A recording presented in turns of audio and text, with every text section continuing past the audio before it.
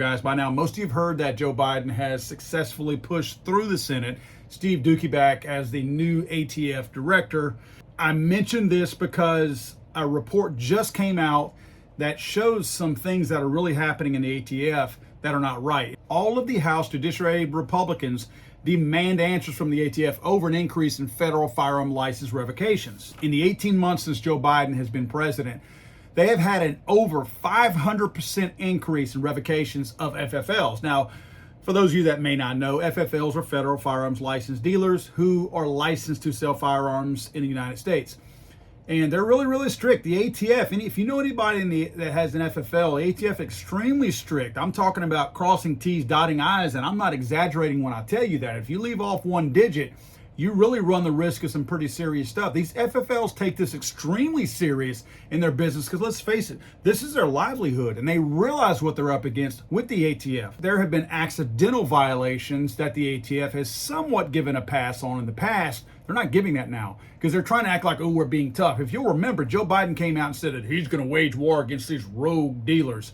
Again, as I said, these FFLs are not willing to risk their livelihood over selling a couple of guns to some gangbangers and thugs. It just doesn't happen, guys. That really is not a thing. That is a ghost that was created by the Biden administration. That simply doesn't exist. And they're trying to make it exist. They're trying to create that ghost or make it a real thing by going after all these FFLs who are doing business legitimately, and they're creating this. In other words, they're going to use that 500% increase in FFLs that are being revoked whenever they go for re-election. They're going to say, look what we did. We're cleaning up the rogue gun dealers. They're calling them rogue gun dealers, but they're absolutely not. They're just inflating that number to give the appearance that they're actually doing something productive. This report states that the letter from lawmakers even detailed a specific instance in which a large firearms dealer was inspected, found to have a few technical or paperwork mistakes out of thousands of transactions, given a warning, and then the case was closed by the ATF. However, 6 months later, after Biden's new rogue gun dealer push, the ATF issued the company a notice of revocation, effectively shutting down the business. In another case, the ATF hammered another FFL, but the story behind that was actually that the ATF had subcontracted out its tracing program. In other words, if a gun needs to be traced, the FFL that the gun is traced back to purchasing has to provide that tracing mechanism or the tracing evidence or information back to the ATF. Well, the ATF had subcontracted that out to general contractors.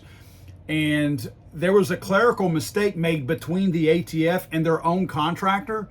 And this FFL had provided the information. And they were going to shut down the FFL because they said they had not received the information, when in fact the information had not been received from the subcontractor. The FFL had provided it to the subcontractor. The subcontractor had not provided it to the ATF. The ATF is who hired that subcontractor. So it was no fault of the FFL.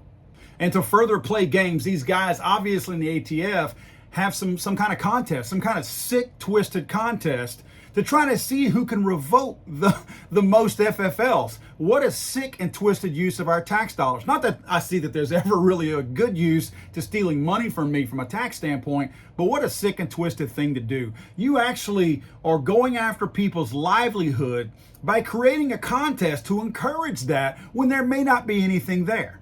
This is a true weaponization of an agency that should not exist and only exists because the legislative branch, Congress, is not doing their job, and they're letting the ATF have this amount of power that actually belongs to Congress, not them.